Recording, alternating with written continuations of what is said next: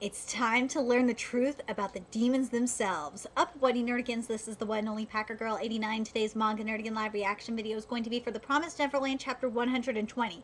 So, before I get into this live reaction, I gotta talk about the anime adaptation because it's just something that's really bugging me. So, I attempted to watch episode 3 yesterday, and I couldn't get through the first few minutes because of the really bad writing. It's just really killing me that what Cloverworks is doing is taking away that sense of mystery that really got at least me into the Promised Neverland manga. So it's really pissing me off. So I might end up dropping the anime. It depends on what you guys think I should do. If you guys want me to keep covering it, I'll cover episode 4. But as of right now, I'm really leaning towards just saying, fuck it, drop it, it's not worth it. Anyway, so last chapter of The Promised Neverland, we found out what Norman went through and what his story was. I'm still sticking by my theory that Peter is a double agent, and someone pointed out in the comment section about, you know, that connection with Peter Pan, with the Peter, Smee, and Neverland. Oh, I thought that was great. Anyway, so let's get to what Norman's going to say about the demons. I can't wait. I've been waiting all week for this, so let's go.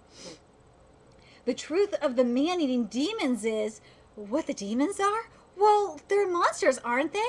About how demons eat humans, why they must eat humans. If they don't eat people, they can't sustain their appearance and shape. What? No one knows their original appearance. They were probably something like bacteria. Wait, what? The main mechanism for bacteria to multiply is through division. They barely change at all while separating and making copies. Those bacteria somehow underwent some kind of evolution and transformed, and those would be mutations and horizontal gene propagation. What? Oh my god, so it wasn't rapture like I thought it was, because I was hoping it was going to be more like a rapture kind of thing.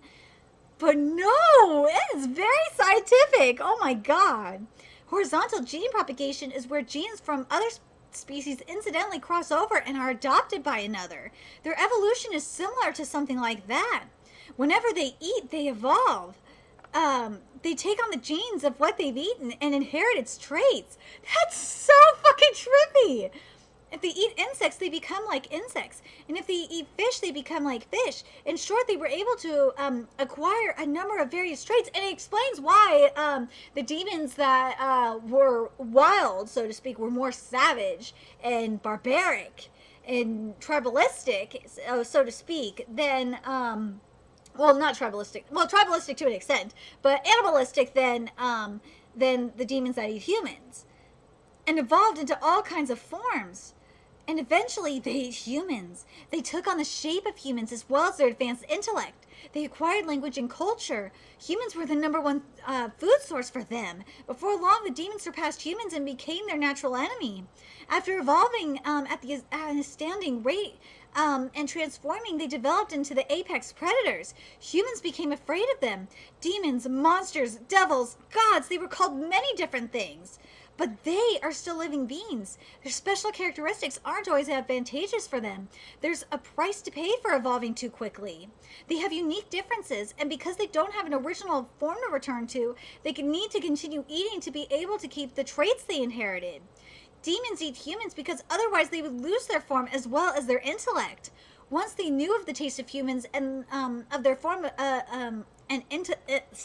once they knew of the taste of humans and their form and intelligence, they desired it. They continued to eat humans, and even after the promise was forged.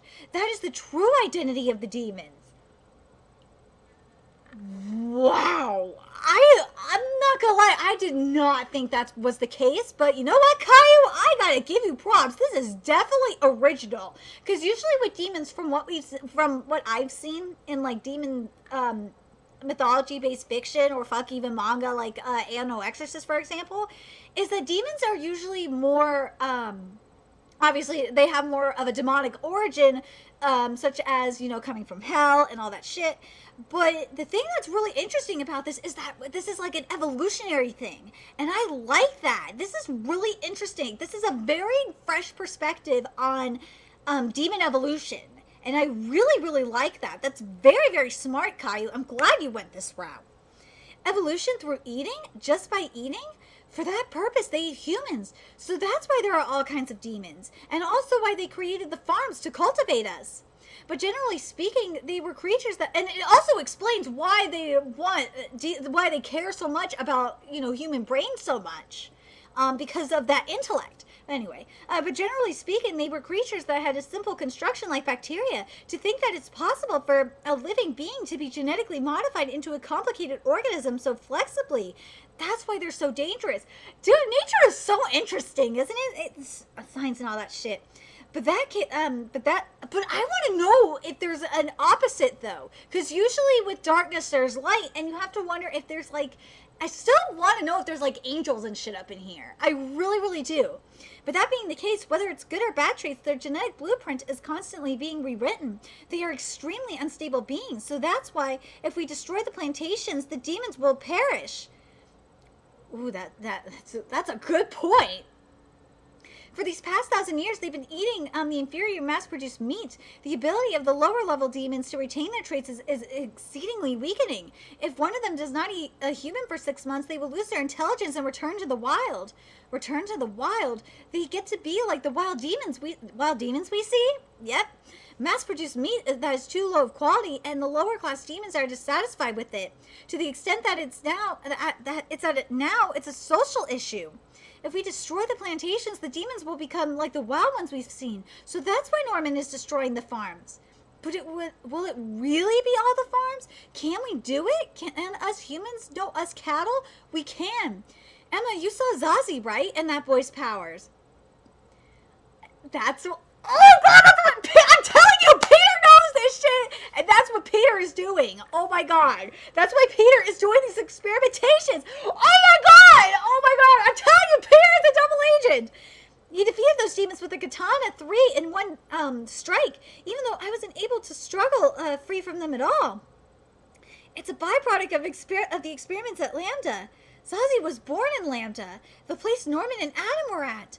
All for more diverse luxury meat, all for better production of mass-produced meat, to be both appetizing and practical, and now the demons are seeking that meat. The 5 noble demon families in the Rotary clan have joined forces with every possible method, those chosen to use any means necessary, and that is the experimental farm, Delta 7214. Oh my God. Repeated medication, experiment, selective breeding. Through these processes, our muscles, nervous systems, and more were stimulated. They were individuals who started to show abnormal development and irregular maturation. And that's what Zazie and Hayato are? Yes. But Jin and Hayato weren't at Lambda. They were born at a new series of mass production plantations. Then Hayato was so fast back then because Jin too, and possibly Adam's strength and recovery speed. This right here is a strength that can surpass even demons if you train it. And ironically, the demons gave it to me. Kind of like how they take our intelligence.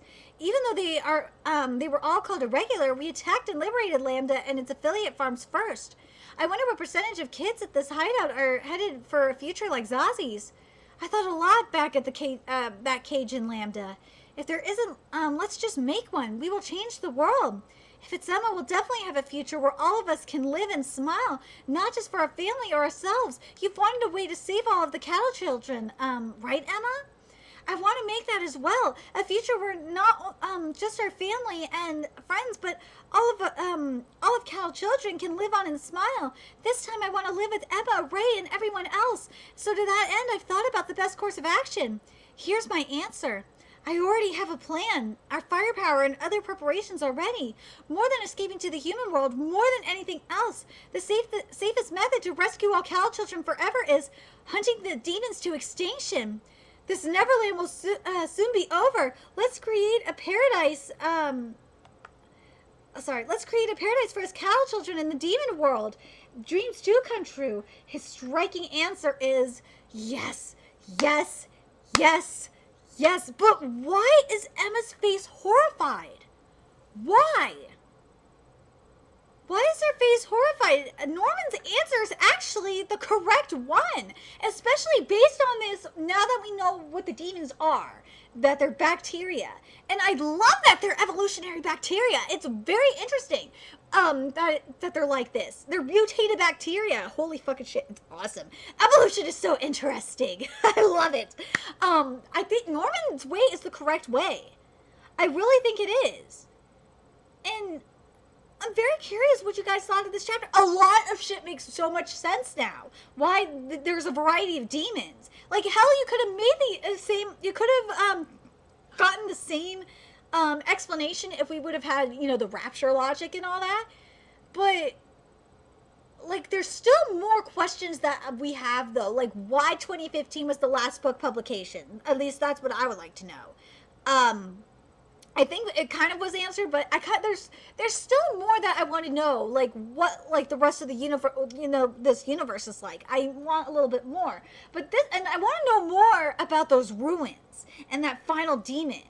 There's something more going on here. It's not going to be as simple as what Norman is making it out to be. Just watch. It's going to be a lot harder. Very curious what you guys thought of this chapter. I really, really enjoyed it. But like the thing that I'm very curious though about the bacteria itself is, how did that bacteria get here? That's what I'm curious about, is how did this bacteria get here? Because it's not specific on the type of bacteria that it was before it started mutating. It's just a bacteria. Like, I just want to know more about this. Let me know your thoughts in the comment section below, and let me know your thoughts in the comment section below, and remember to like, comment, share, and subscribe to Nerdigans Inc. If you love what I'm doing and want to help keep this channel alive so I can keep bringing more Promised Neverland content, there's a few ways you could do that. You could donate to my PayPal, Patreon, GoFundMe, purchase something on my Amazon wishlist. All that's in the description box below. Also, make sure you follow me on Twitter, Twitch, Facebook, from me on PlayStation Network. That's in the description box below as well. Until next time, Nerdigans, I will be seeing you later. Bye.